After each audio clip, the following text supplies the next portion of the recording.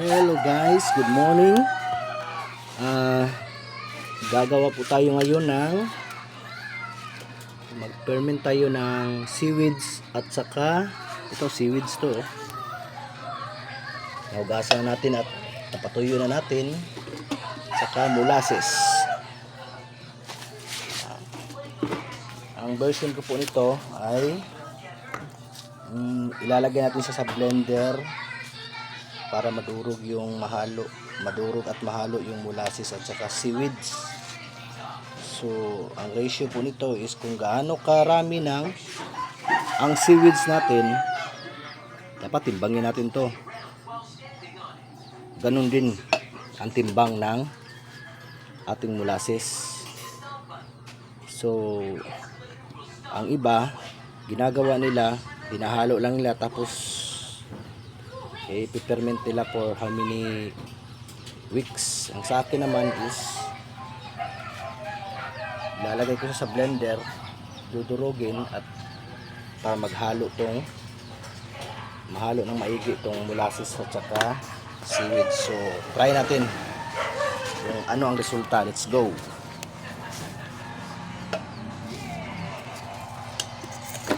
Mix muna natin to.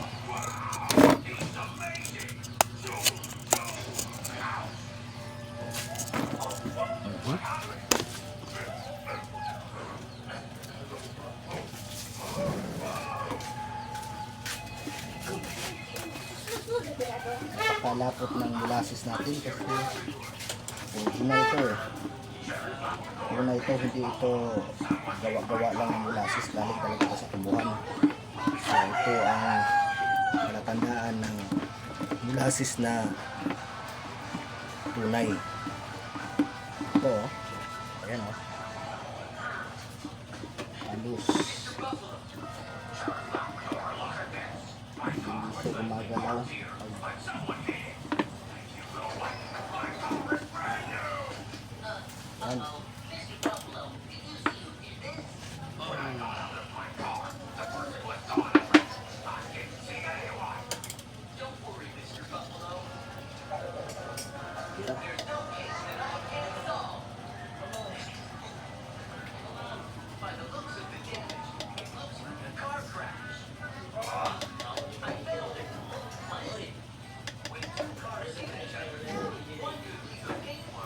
Hindi natin ito hinaluan ng tubig.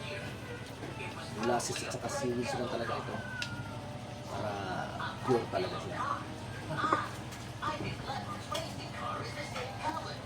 So ngayon may mga natira-tira pa dito, ihalo na natin ito ulit pagka durog na natin itong molasses at seaweeds natin. Hirap kasi siya na ayan.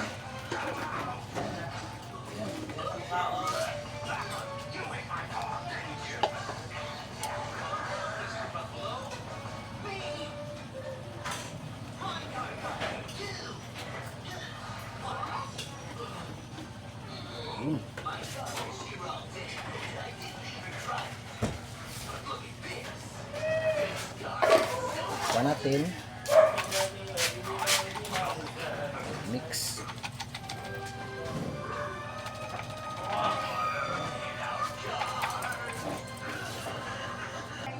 So guys, ito na. Start natin siyang i-blend. Ito yung gamit natin ng Nutribullet kasi malakas kasi ito. Nakakadurog talaga ito ng ano. So ito na.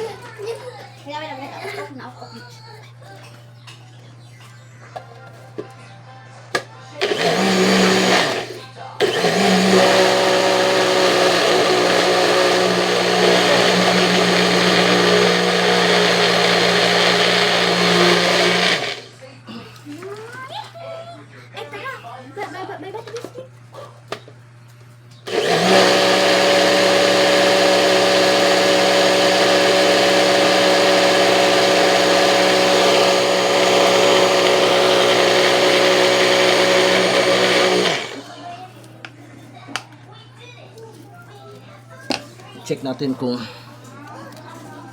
okay na ba.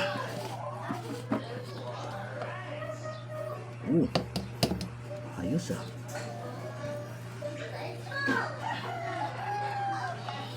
Guys, oh. Ito yung resulta. Instead of i-ferment natin siya ng buo, halo ang molasses, ito sa atin blend natin.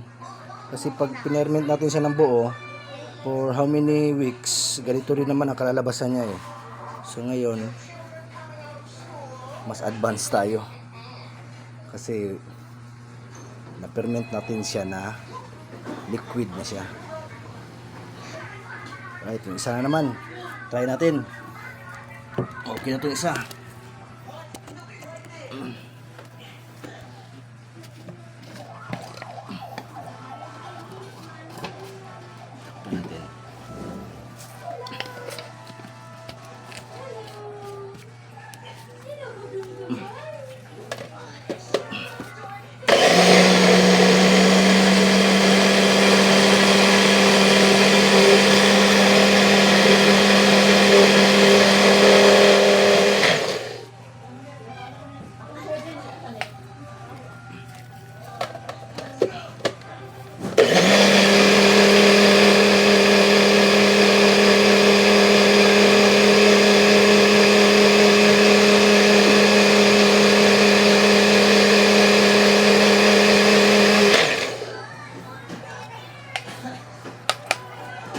Siguro to. Check natin. Yes.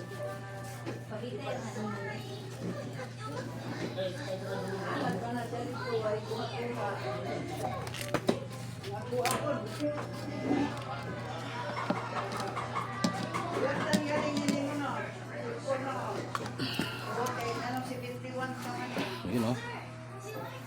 Naging liquid na rin siya. So ito yung resulta natin. Seaweeds at saka molasses.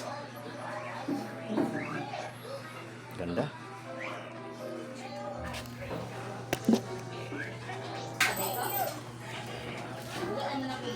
Alright. So, okay na siya. Ito namang nakadikit na molasses na natira dito. Mix natin ulit dito sa blender para walang sayang.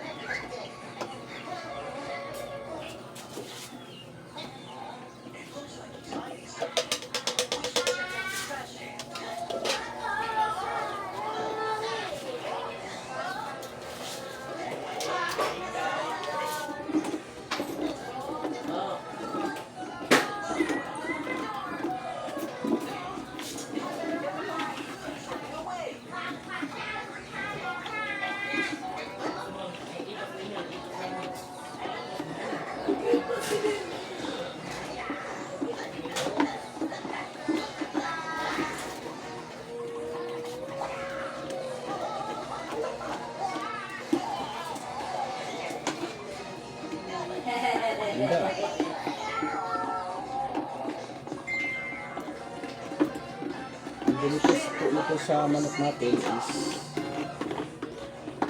biotics po ito. Maganda to sa manok natin. Halo natin ng halo ito sa tubig o halo ito sa pagkain para po malayo sa sakit yung malakas yung immune system ng mga manok natin.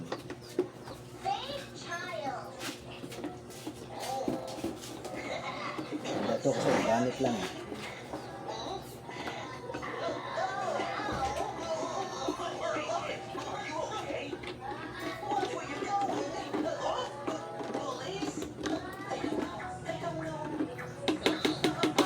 Ayos. Ito. Parang tubig lang siya.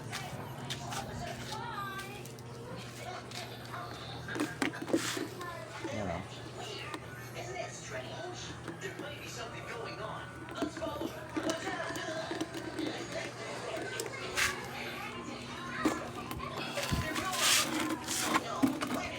Mas maganda siya kumpara sa i-ferment natin siya ng buo. Kasi pag i-ferment natin siya ng buo, ganito rin naman ang kalabasan niya for how many weeks. Pero ito, liquid na siya. Tapos, pwede na siya natin magamit. Pwede ito pang spray ng mga halaman. Gusto nyo magpabunga o magpabulaklak. Maganda rin to. So, that's all guys. Happy New Year. Peace.